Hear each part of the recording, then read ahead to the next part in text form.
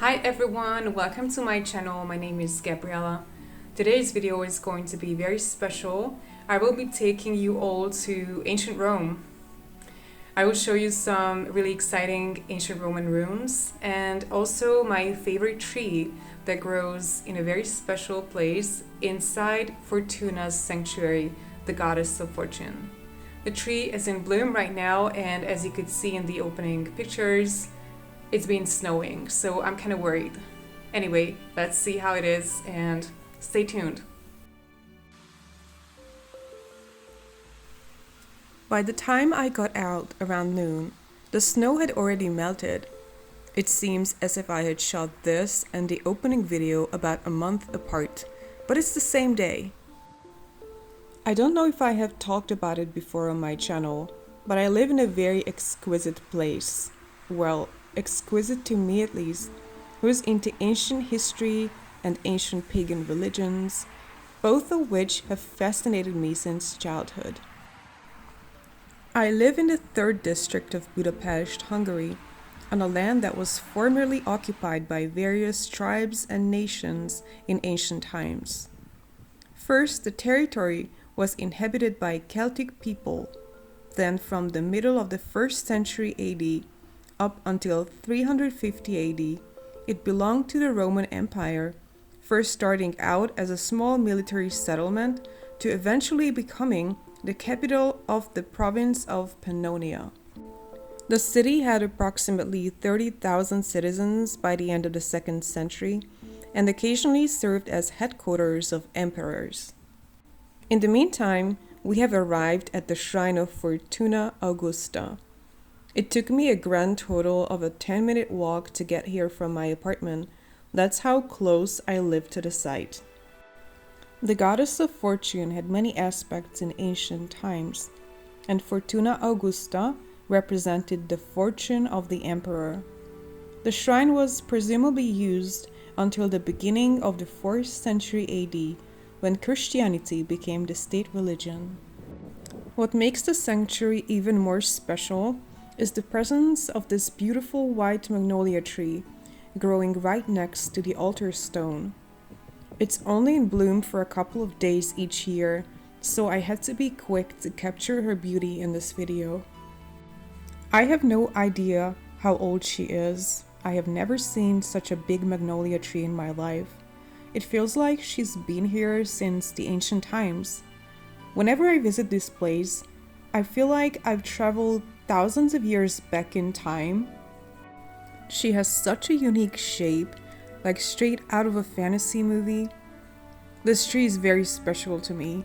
I hug her like an old friend to greet her or to say goodbye, much to the amusement of other park visitors, but I just don't care. I moved here in 2014, but I went to both middle and high school in this district, so I've been commuting past these ruins every day from age 12, pretty much. Growing up, I didn't give it too much thought. It was just part of the scenery.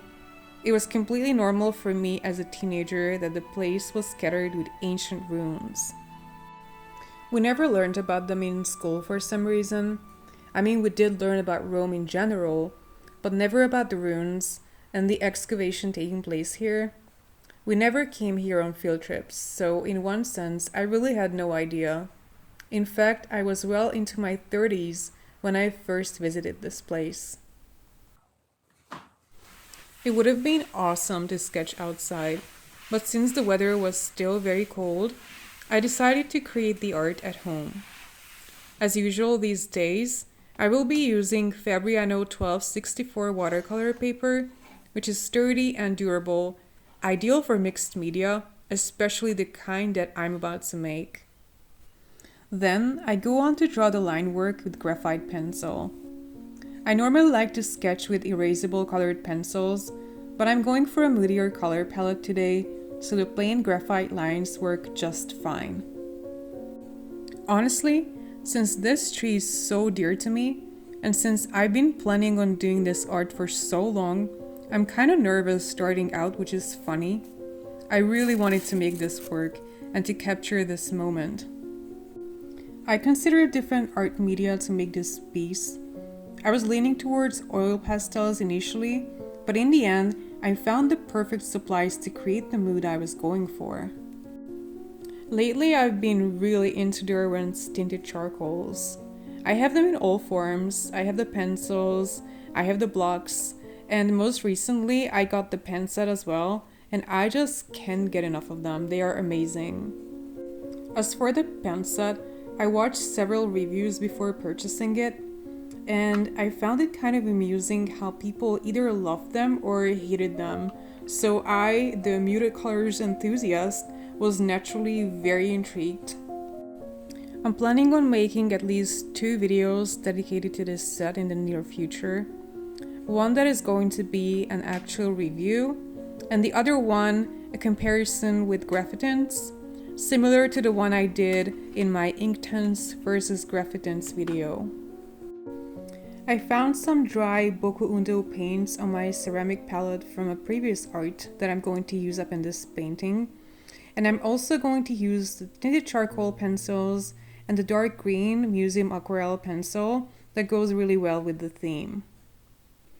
One thing I love about these charcoal paints is that they go really well with other supplies.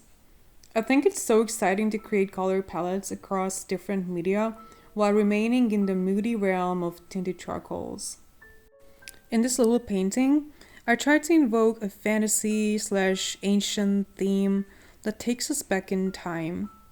I actually ended up using a very limited color range, but I think I found the exact colors that I needed.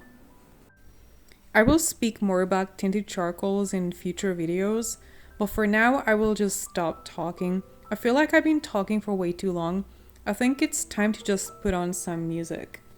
Okay, so enjoy the rest of the SpeedPaint and let me know in the comments if you liked the finished piece.